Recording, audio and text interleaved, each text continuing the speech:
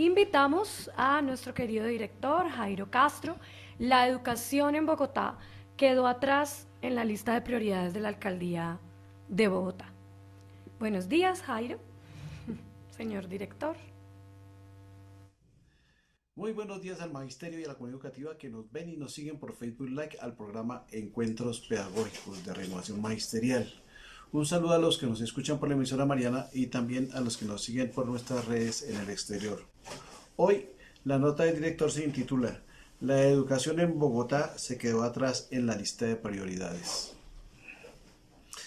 La educación en Bogotá se quedó atrás en la lista de prioridades para la alcaldía de esta ciudad.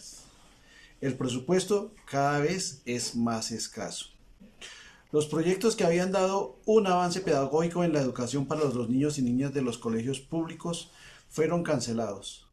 A las familias bogotanas, a quienes se les había prometido en campaña una educación con calidad en el sentido de mejorar el desarrollo del conocimiento, se desvaneció tras una pandemia que cubre la falta de interés en la Secretaría de Educación por la educación para los jóvenes bogotanos.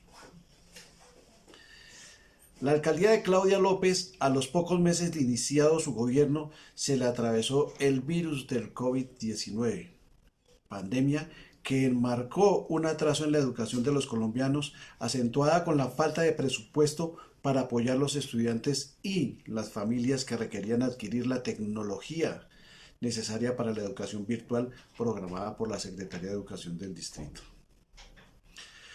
Fue el primer campanazo de advertencia para la educación en Bogotá que se vendrían tiempos de escasez presupuestal para la educación.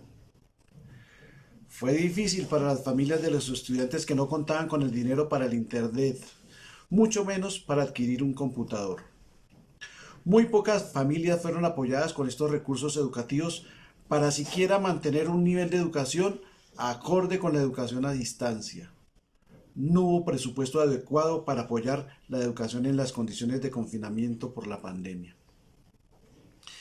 El retorno a clases tuvo como característica la improvisación.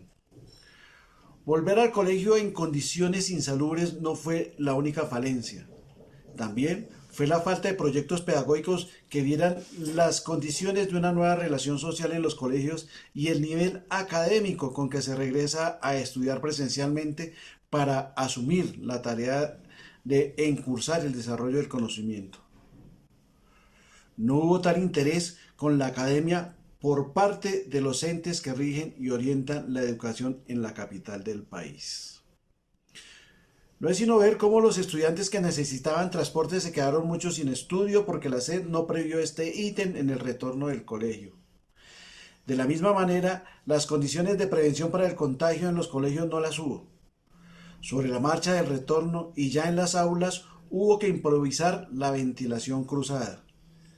Se aprovechó el desconocimiento sobre el distanciamiento que se requiere para la prevención del contagio porque los colegios de la ciudad son pequeños y tocaba meter más de los estudiantes que podrían estar en las aulas de este entonces que acaban de medirse hasta desde la nariz a nariz para guardar la distancia. Hasta en eso hubo mezquindad para detener el contagio. Pero este segundo año, después del aislamiento, no cambian las políticas de restricción al desarrollo de la educación en Bogotá. Iniciando el año escolar, los colegios se encontraron con que a varios docentes provisionales no les renovaron el contrato.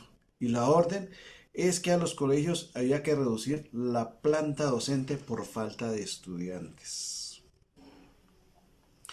Se inició la masacre laboral en Bogotá que se venía gestando desde el año anterior con la validación de la planta. Esta validación con el resultado ordenó el cierre de cursos y la entrega de docentes que quedaban por fuera, ya que el parámetro de estudiantes así lo indica. Entonces, además de no contratar nuevamente a los docentes provisionales, también dejaron a docentes sin carga académica que fueron entregados y están sin reubicación en los colegios. No hubo una sustentación pedagógica ni estudio de las necesidades para superar la crisis de la educación ocasionada por la pandemia y la necesidad de tener una planta docente para ayudar a salir de la crisis educativa de la ciudad. Pero ahí no termina la cosa. Resulta que ahora la Secretaría redujo también el personal de apoyo a los colegios. Es decir, se quedaron sin el equipo adecuado para el aseo de los colegios. A las y los trabajadores del aseo en los colegios se les triplicó el trabajo, que además de no poder cumplir con un buen aseo, queda incompleta la limpieza de los salones. Súmele a la seguridad y violencia en los colegios que también se redujo el personal de vigilancia en estos. No se entiende el actuar de esta Secretaría de Educación, mucho menos cuando dice que es por falta de presupuesto, cuando sabemos del gran poder económico que tiene la Secretaría. No es sino ver cómo sí los grandes convenios con las cajas de compensación, sí hay plata, y en cantidades, con la que contratan y tercerizan la contratación laboral de docentes para que inventen proyectos que justifiquen el contrato, pero nada que ver con los proyectos pedagógicos.